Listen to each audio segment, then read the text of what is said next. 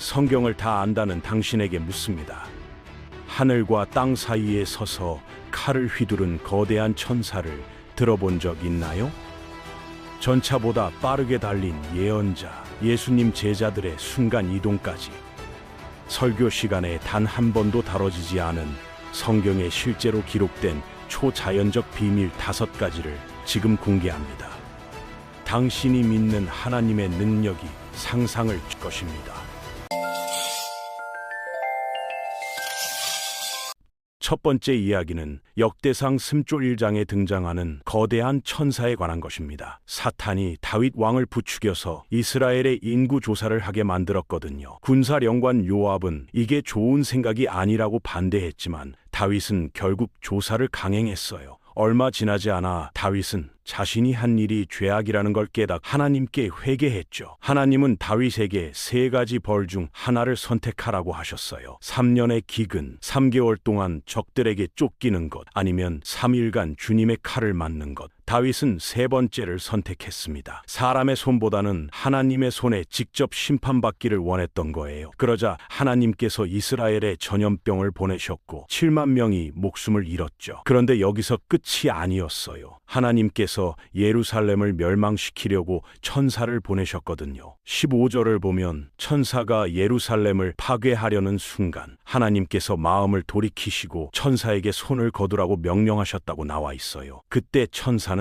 여부스 사람 아라우나의 타작마당 근처에 서 있었죠. 그런데 이 천사가 얼마나 컸는지 아세요? 다윗이 고개를 들어본 광경이 성경에 정확히 기록되어 있거든요. 주님의 천사가 하늘과 땅 사이에 서서 손에 칼을 빼어들고 예루살렘 위로 뻗고 있었다는 거예요. 하늘과 땅 사이에 서 있었다는 표현을 생각해 보세요. 이 천사는 구름 위로 솟아오를 정도로 거대했고 그 칼은 도시 전체를 덮을 만큼 컸던 거죠. 다윗과 장로들은 완전히 겁에 질렸어요. 그럴 만도 하잖아요. 거대한 천사가 칼을 들고 도시 위에 서 있는 모습을 상상해 보세요. 그런데 더 흥미로운 건 다음에 벌어진 일이에요. 하나님께서 다윗의 선지자를 통해 아라우나의 타작마당에 제단을 쌓으라고 명령하신 거예요. 아라우나는 평범하게 밀을 타작하고 있었는데 돌아서는 순간 이 거대한 존재가 자기 타작마당에 서 있는 걸 본 겁니다. 얼마나 무서웠을까요? 아라우나는 너무 두려워서 다윗에게 땅을 공짜로 주겠다고 했어요. 심지어 제사에 쓸 동물까지 무료로 주겠다고 했죠. 하지만 다윗은 정당한 값을 치르고 땅을 샀고 자기 돈으로 희생 제물을 바쳤습니다. 제사를 드리자 하나님께서 하늘에서 불을 내리셨고 천사는 칼을 칼집에 다시 넣었어요. 이 장의 마지막 구절이 의미심장한데요. 다윗이 기브온의 높은 곳에 가서 하나님께 여쭤볼 수 없었던 이유가 주님의 천사의 칼을 두려워했기 때문이라고 나와 있거든요. 그 광경이 얼마나 충격적이었으면 다윗 같은 용사도 트라우마가 생긴 거죠. 두 번째 이야기는 초고속으로 달린 예언자 엘리야입니다. 우리는 어렸을 때 초능력을 꿈꾸지만 성경에서는 이런 걸 기대하지 않죠. 그런데 구약 성경에는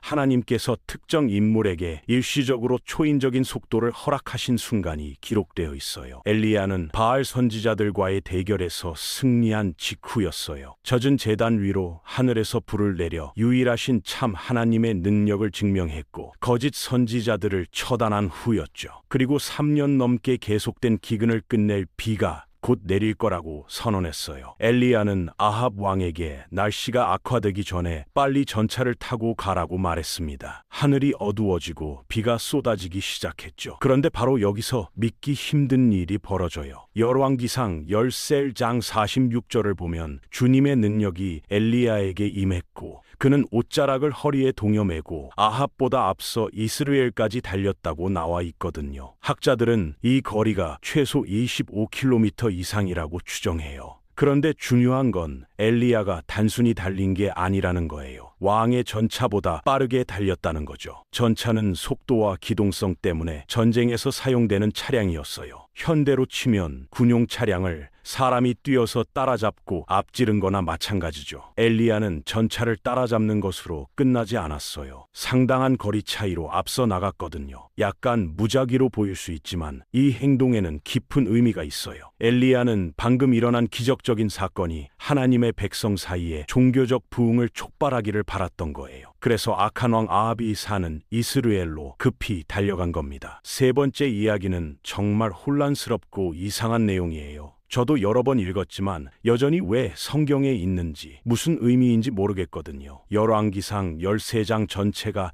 이 이야기를 다루고 있어요. 이름 없는 젊은 선지자가 등장합니다. 그는 왕에게 매우 부정적인 예언을 해 왕이 그를 붙잡으려고 손을 뻗는 순간 왕의 손이 말라버렸어요. 놀란 왕은 전술을 바꿔서 선지자에게 기도해달라고 부탁했고 기적적으로 손이 회복됐죠. 기뻐한 왕은 젊은 선지자를 식사에 초대했어요. 하지만 젊은 선지자는 거절했습니다. 네가 소유의 절반을 준다 해도 함께 가지 않을 것이며 여기서 빵도 먹지 않고 물도 마시지 않을 것이라고 했어요. 하나님께서 여기서 아무것도 먹거나 마시지 말고 온 길로 돌아가지 말라고 명령하셨기 때문이죠. 그런데 여기서부터 이야기가 이상해져요. 늙은 선지자가 등장하는데 그는 젊은 선지자가 한 일을 듣고 당나귀에 안장을 얹어 그를 찾아갔어요. 나무 아래 앉아있는 젊은 선지자를 발견한 노인은 그를 저녁 식사에 초대했죠. 젊은 선지자는 다시 한번 거절했어요. 하나님의 명령을 지켜야 한다고 말했죠. 그런데 늙은 선지자가 이렇게 말한 거예요. 나도 선지자인데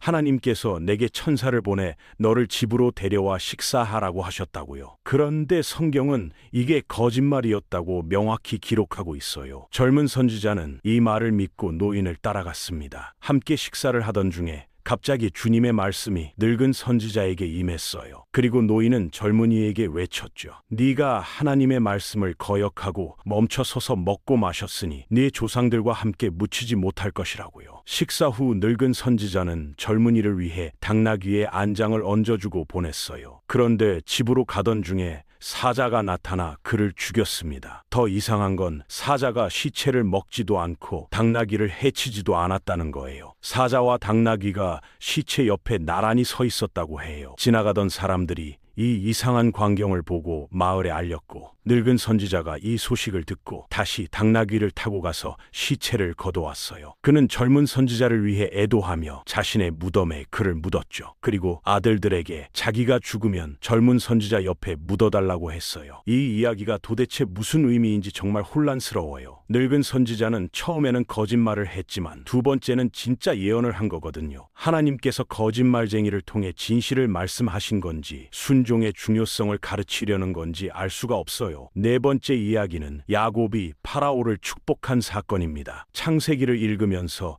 많은 사람들이 놓치는 부분이에요. 요셉이 기근으로 굶주리는 가족에게 자신의 정체를 밝히고 그들은 과거에 노예로 팔아버렸던 형제에게 구원받았죠. 5 형제를 파라오에 소개했고 파라오는 그들이 목자라는 걸 알고 자신의 때를 맡기겠다고 제안했어요. 그 다음 요셉은 파라오를 아버지에게 소개했죠. 여기서 놀라운 일이 벌어져요.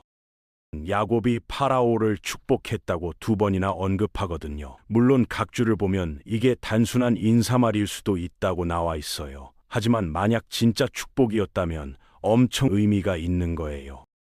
히브리서 7장 7절을 보면 의심할 여지 없이 작은 자가 큰 자에게 축복을 받는다고 나와 있거든요. 그렇다면 이 구절은 이스라엘이라고도 불리는 야곱이 당시 세계 최강국의 통치자인 파라오보다 더 큰 존재라는 걸 의미하는 거예요. 이건 나중에 일어날 출애굽을 예고하는 장면일 수도 있죠. 마지막 이야기는 신약 성경에 나오는 순간 이동입니다. 많은 사람들이 부활하신 예수님이 잠긴 문을 통과해서 제자들에게 나타난 걸 알고 있어요. 2번이나 잠긴 문을 통과하셨고 엠마오로 가던 제자들 앞에도 갑자기 나타나셨죠. 사도행전에는 빌립이 에티오피아 관리에게 세례를 준 후 주님의 영에 이끌려 약 38km 떨어진 아소투스로 순간 이동한 이야기가 나와요. 많은 사람들이 이 2가지만 알고 있는데 사실 3번째 순간 이동 이야기가 있거든요. 요한복음 6장을 보면 제자들이 어느 날 밤 바다에서 끔찍한 폭풍에 갇혔어요. 그때 물 위를 걷는 예수님을 발견했고 시몬 베드로도 잠시 물 위를 걸었죠. 이 기적도 놀랍지만 사람들이 놓치는 게 있어요. 21 올리브절을 보면 제자들이 예수님을 배에 태우려고 했는데 배가 즉시 그들이 가려던 해안에 도착했다고 나와 있거든요. 성경은 이게 순간이동이라고 명확히 말하지는 않아요. 하지만 순간이동이든 엄청난 속도 증가든 이건 분명히 놀라운 기적이죠. 대부분의 사람들은 물 위를 걷는 기적에만 집중하고 이 부분을 지나쳐요.